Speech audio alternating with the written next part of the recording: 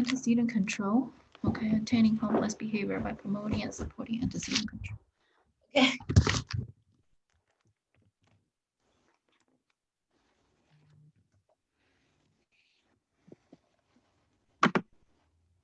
It's just more or less the title of the chapter. A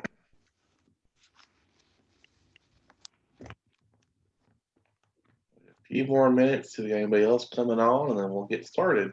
Control. Oh my gosh, this is awesome. A lot of it's stimulus control, so just bear with me. I'm getting better, but it's not my strong suit yet.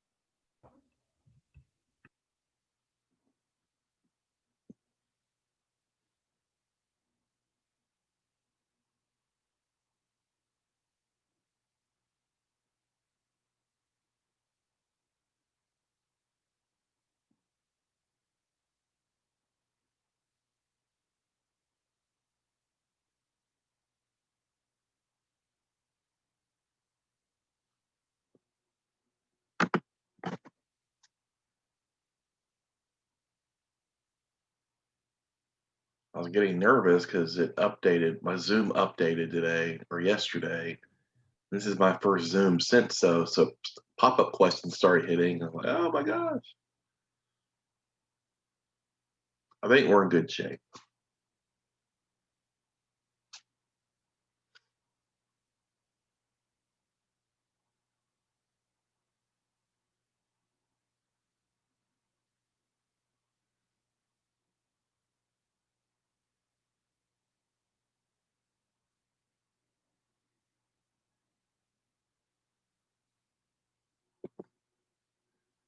I know a lot of people are nervous about joining this one because a lot of people say, well, I don't have the book. Well, it's okay if you don't have the book or not. I have been borrowing it from my supervisor, and I actually use it for my coursework. And my professor just swore by it over Cooper because of the language. It's a lot easier to kind of understand than Cooper on some deals. But I think with the Cooper and on Tuesdays and this book on Mondays and this, me doing a whole year already through it, it kind of brings it back around, kind of reinforces the concepts a little bit more for me. And hopefully for you guys too.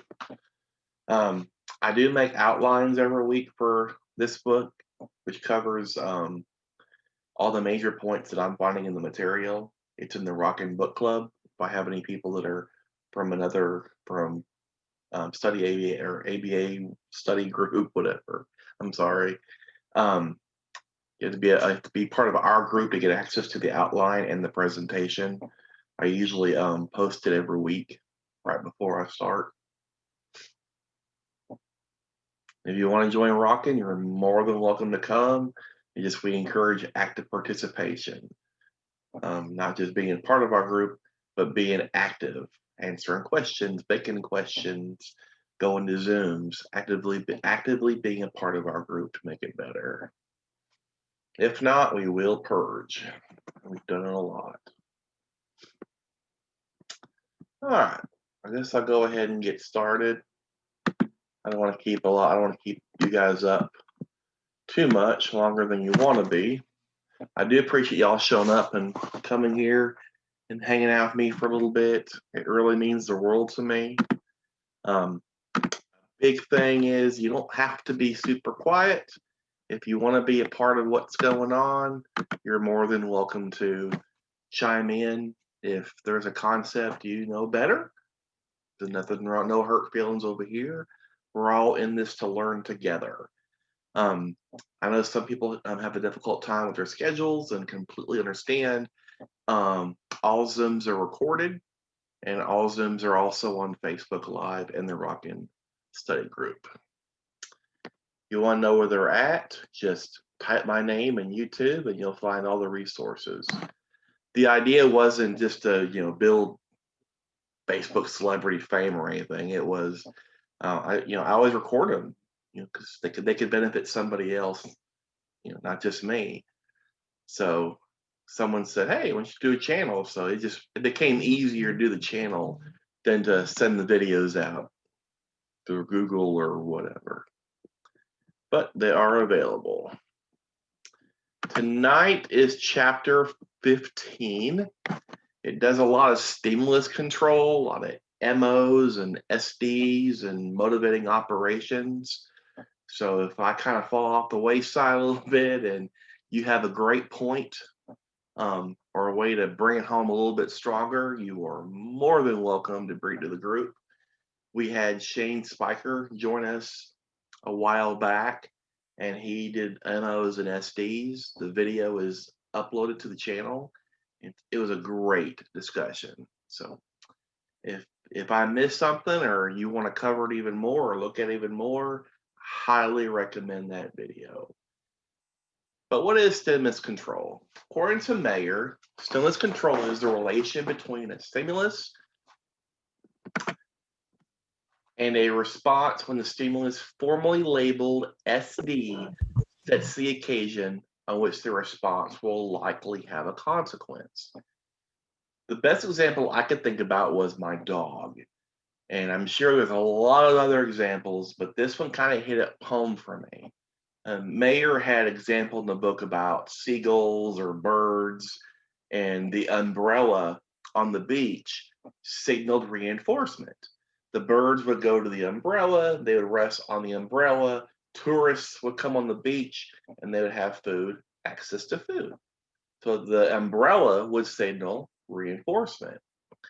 But we're also not labeled or not limited to just reinforcement. There could be punishment. There could be reinforcement. There could be an S delta. So there's a lot of different things that are signaling availability. MOs, we have that behavior and value altering thing going on, but the SD signals availability, or S delta and so forth. A discriminative stimulus occasions or sets the occasion for responding when the stimulus has been correlated with a contingency in which responding has some consequence. The responding may then be called a discriminated operant. And then, of course, behavior that is occasioned by an SD is said to be evoked by the SD, and that signals the likelihood of reinforcement.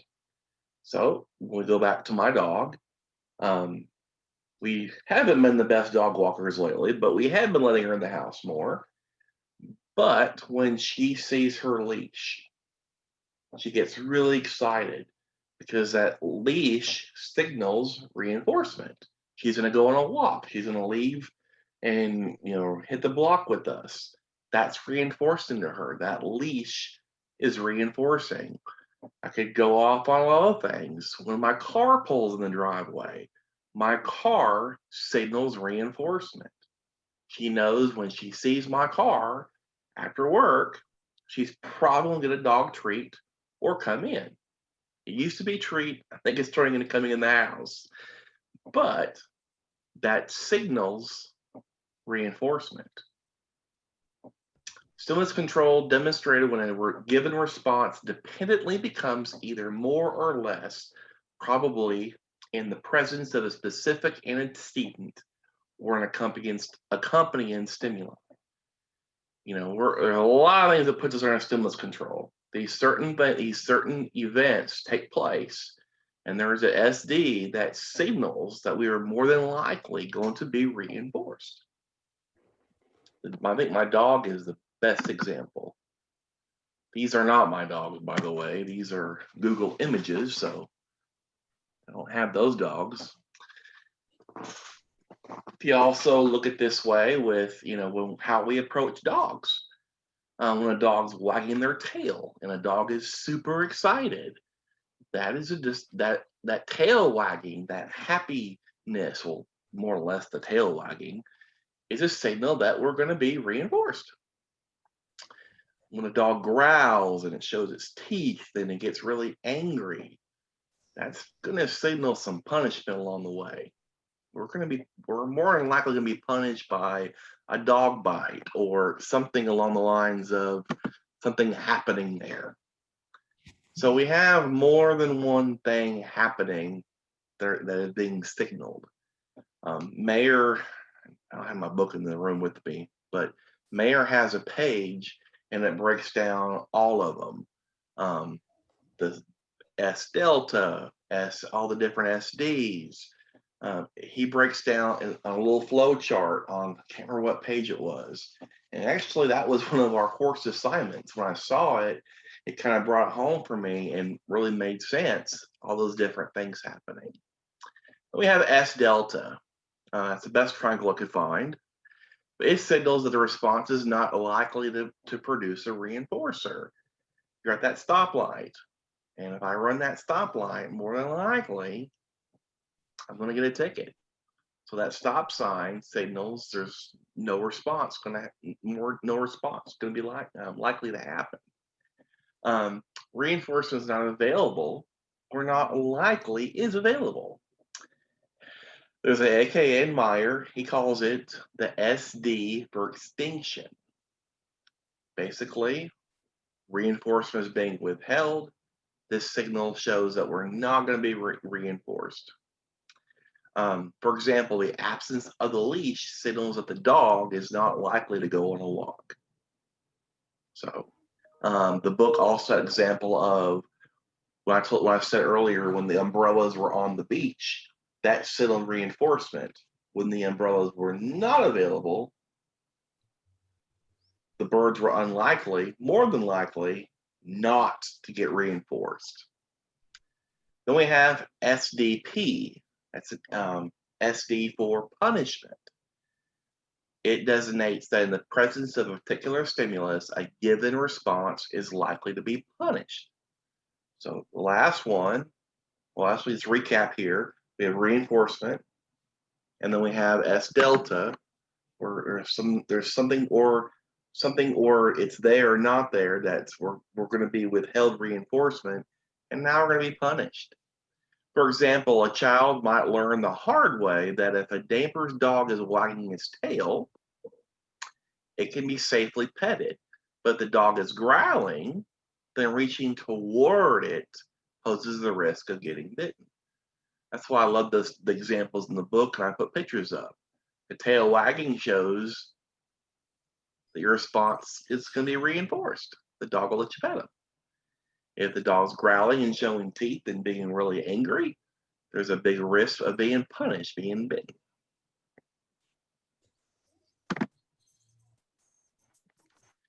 Then there's a page on discriminative or stimulus control illustrated. And what it really kind of did for me was it recapped what stimulus control is, then it discussed the SD and how it really shapes and turns into stimulus control. Stimulus control is when we see an individual respond consistently, keyword consistently, in the presence of a particular antecedent stimulus. We say the response is under the control of that stimulus. Keyword here is consistent. I cannot say it enough. Consistent. We see all these different SDs out there, and we consistently get a response, good or bad. These sorts of contingencies are learned. After noting that the stimulus reliably evokes or occasions the person's response, we say that the response is under stimulus control. So if the stimulus evokes a response consistently, we have stimulus control. Excuse me. Now, discriminative. The control may evolve naturally. So when we learn that firecrackers can burn our fingers and do bad things, sometimes we learn they're loud, we cover our ears, we learn to jump back a little bit faster. and we learn through the mediation of others. We've learned how firecrackers are. We have to be told. Of course, a lot of us probably have a story about fireworks. As a response is repeatedly reinforced in the presence of stimuli. So through that reinforcement repeatedly, they begin to assume control of the response. And then now we end up with stimulus control. Eventually, the stimuli are referred to as a stimulus class, and they all produce the same response. The example in the book was when the teacher says, "What is 3 plus 2?" and you answer correctly, you reinforce with yes or a high five. There's these responses that we get from our teachers, our staff, loved ones, people we work with. When we say the right thing, we're reinforced. So we're more likely to say it again. I just thought it was really cool because those antecedent stimuli set the occasion for a response. You know, putting the hand up, it sets the occasion for a high five. But the high five has to be repeatedly reinforced. It doesn't just happen overnight. Differential reinforcement. This is something I've been kind of working on myself here. Sometimes it gets me. I hope I can handle it pretty well tonight for you guys. All right, differential reinforcement. It's composed of two basic components: reinforcing the appropriate response in the presence of some stimuli, or not reinforcing it in the presence of others. So we're going to reinforce those responses that are appropriate. And then we're not going to reinforce those other responses. We're going to extinguish, we're going to put it out. More than likely, we're going to use extinction on the back end for number 2. If differential consequences, can't talk tonight, if differential contingencies are not maintained, stimulus control may weaken or disappear. Differential reinforcement can be difficult because the appropriate response must first be admitted. And for this to happen, the response for its component elements must already be in the learner's repertoire. The learner must be able to detect the antecedent stimuli. So let me jump back. If we're going to do a DRA and we're going to teach the client to say a phrase that takes the place of the function of the behavior or serves along with the function, we need to make sure the client has those skills in the repertoire. If we're going to do a DRO, we're going to do a DRI, so the inappropriate, incompatible behavior, we need to make sure they're in the repertoire. If we're going to reinforce other behaviors, obviously we need to make sure they can do the other behavior. Behavior must be reinforced adequately enough to firmly establish the 3-term contingency. And finally, Mayer suggests that inappropriate response must not be reinforced in the presence of essential discriminative stimuli. So basically with can't talk tonight, DR, what I've learned in the past year with all my studying is we're reinforcing an appropriate behavior. We're reinforcing another behavior. We don't like that we don't like the inappropriate one. So we're putting that on extinction and we're teaching another behavior on top of it. And we're reinforcing that behavior more than the other one.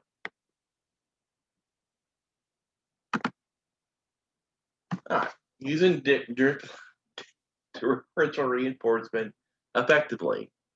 These are the 4 things spelled out for us from Mayer. Clearly identify relevant stimulus properties. When prompting stimulus control, we must either deliver or withhold reinforcement contingent on specific behavior in the presence of specific stimuli. So if we're going to deliver reinforcement and we want that stimulus control to happen, we must be consistent with specific stimuli. We're going to reinforce under specific conditions around specific stimuli. So the contingency manager must be clear about the exact features of those stimuli. Present specific instructions. That one you really can't stress enough. Specific instructions. The more specific your instructions, the more rapidly you will achieve the desired behavior. Research has demonstrated that the more precise the SD, precise that discriminant stimulus, the more closely the desired behavior begins to correspond to the intended outcome. Think about your animal. I mean, I'm not saying people are dogs, but I think my dog has been the best person for me to learn and really apply a lot of these concepts. The more specific I want her to do something, the more I pair it with specific stimuli, that treat, that attention, that specific praise, all those different things. Right now I'm working on getting her to go from the bedroom to the back door without me walking beside her, because I know she doesn't want to go back outside once she's in. So we're actually doing backwards chaining a little bit, but I'm being very specific. And I'm trying to pair things along the way too to create that stillness control that I have with when she wants to come in, or dog treats or other things that she's been trained on. Emphasize or boost relevant antecedent stimulus properties. Simply identifying for your learners the relevant properties of the S plus, which according to Mayer is a neutral stimulus, is no guarantee that everyone's behavior will come under the control of exactly those features. You may need further steps. And then finally, we're going to apply rules for effective reinforcement. I should be all rested to go since I didn't have to go to work today. It's all right.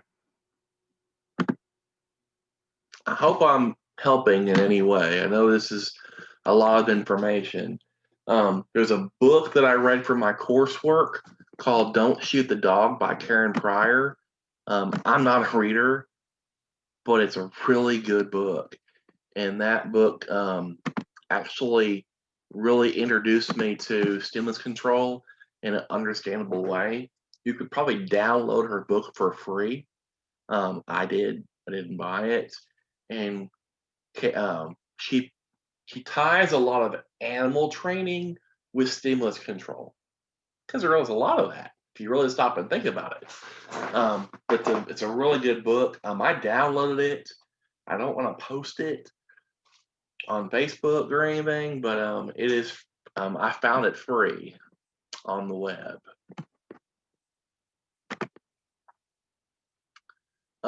Don't shoot the dog.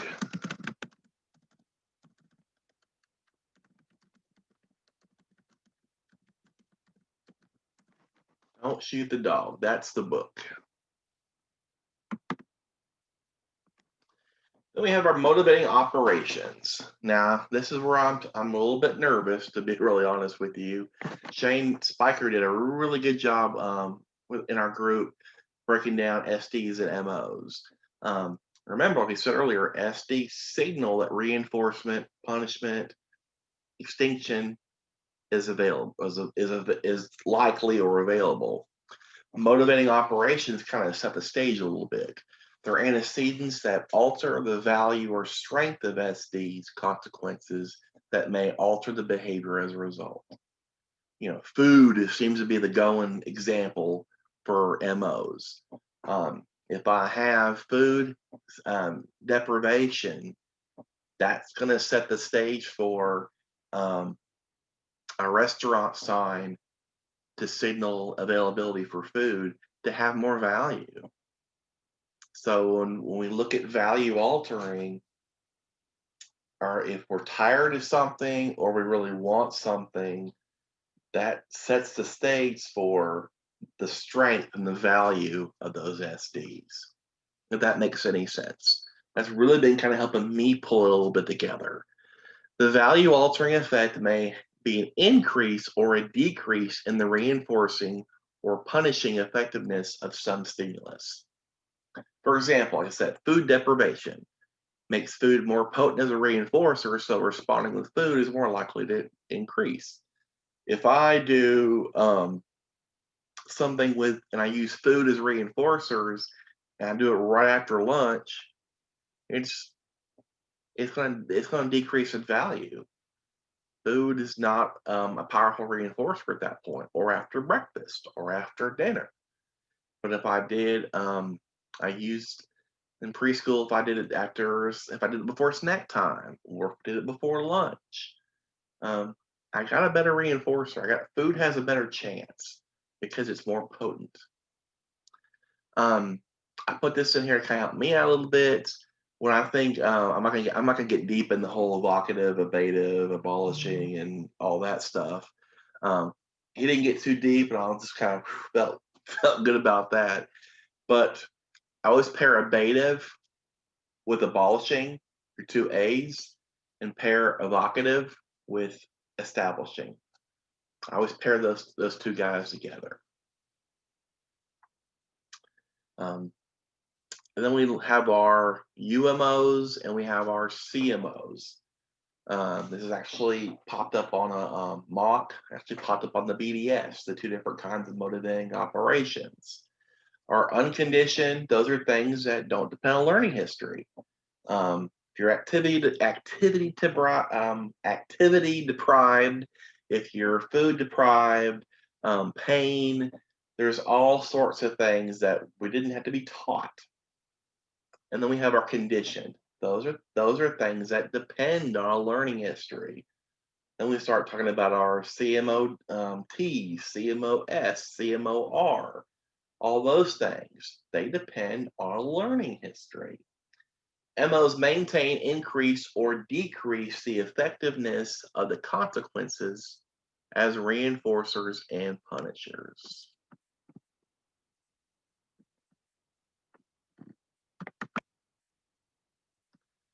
I don't have a ton of slides, so I hope I'm not going too long. But transitive, I'm still kind of, I want to say terrible with these, but I try to use things to pair, things to kind of help me out.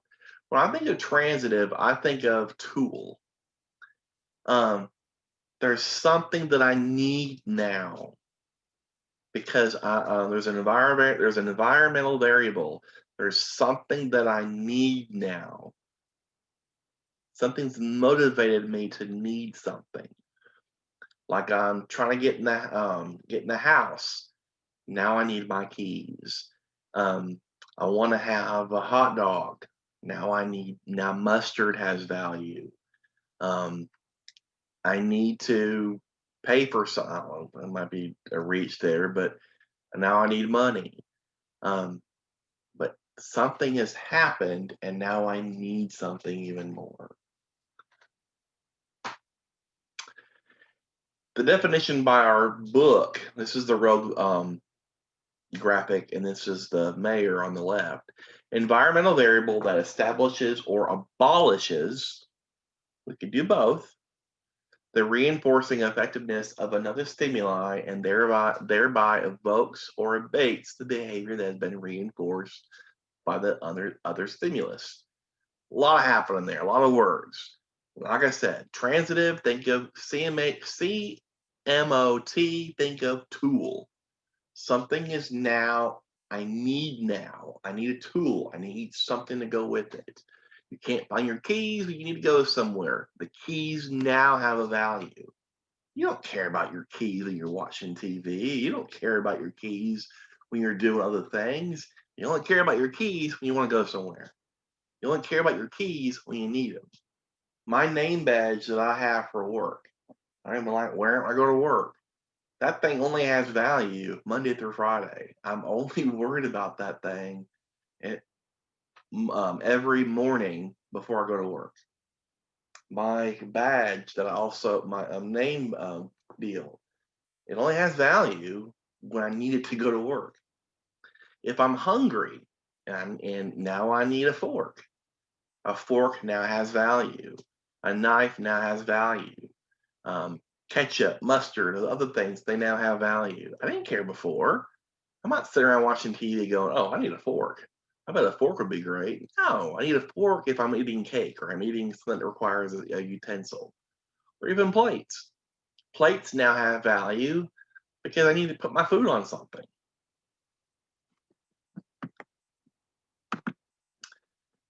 CMO-R. I know everyone always looks at this signals a worsening condition. And a lot of groups I've been in will also tell you, and Mayor says the same thing, this signals a worsening or an improving condition. It's both sides, guys. It's not just worsening, it's also improving. We just always pair it with worsening. The presentation of a stimulation increases the value of removal due to its differential reinforcing and predicting consequences. Acquire their effectiveness as remoting operations by a preceding situation that is either worsening or improving. So something happens, and then afterwards, it's always going to get better, or things are always going to get worse. I guess bills will probably be a CMO-R. I see a mailbox, so I'm like, oh. All right, couldn't find a real good rogue, probably is one, I just didn't look hard enough, for CMO-S. CMO-S, the best example I've been hearing is pairing. A pairing, like hot chocolate. If it's always cold outside, then I need hot chocolate. Something's acquired their effective along with another MO. A stimulus that has acquired its effectiveness by accompanying some other MO and has come to have the same value altering behavior and behavior altering effects as the MO that it has accompanied. The bottom graph, that's why I put the arrow down there. The stimulus is paired with a UMO. In the future, that stimulus is always paired with that motivating operation. I always think of pairing. We watch a football game and we had a cold beer, and those things always go together. You got to watch the game or not. Just think of those commercials all the time. But you're basically pairing something. You're pairing things together. All right. This is actually the end of my slideshow. I hope you guys got something out of it. I used to have like 30,000 slides when I make these things, and I just learned that the quicker the better, the shorter, the more impact going on. I really suggest you guys go to my YouTube channel. It's under my name, Patrick Schumacher. Please subscribe. But also Shane Spiker's MOs and SDs video is really good. It's really, really good. He breaks it down. I need to watch it again. But it's really, really, really good. In a scenario, how do you weed out the information and make sure it's paired so you know it's an. Are you thinking CMOS, Belinda? I'm not gonna say I'm an expert. It really depends on the question, because I know I had a mock question and it was CMO-R. I didn't think that it would have been. And there was something about how a woman dropped something on the floor and it signaled a worsening or improving situation. So if she didn't pick it up, there's a socially awkward situation, or if she does pick it up, it makes things better. Sometimes a question, is definition based, and sometimes you just kind of, I really don't know what to say, but I saw the CMO-R question, and it brought home to me. If I pick up that item, either way. CMOS, you're looking at, I want to say pairing. Sometimes it could be, I know some examples where if you watch the TV and you saw a beer commercial, now it made you want to think, oh, I need a cold beer. Or if you watch a commercial, McDonald's comes up and now you want to eat McDonald's. Shane Spiker is on my YouTube channel. Well, one video of him is on my YouTube channel. It's just under my name. I just been putting on my videos there. But if you guys are not members of Rockin', you guys are more than welcome to come to Rockin'. Just please make sure you answer all of our membership questions and be an active participant. All the outlines and presentations are also there, and they're available in the Rockin' group. Tomorrow night at 7 o'clock Central Time, same thing. Tomorrow we'll go into the Cooper. I've been looking for special guests, not so much famous people, just people like us to step up and help themselves with studying. These things have really helped me out. You spend a week in the material, you spend a week getting ready, and then you discuss it, and then that vocal part helps build fluency.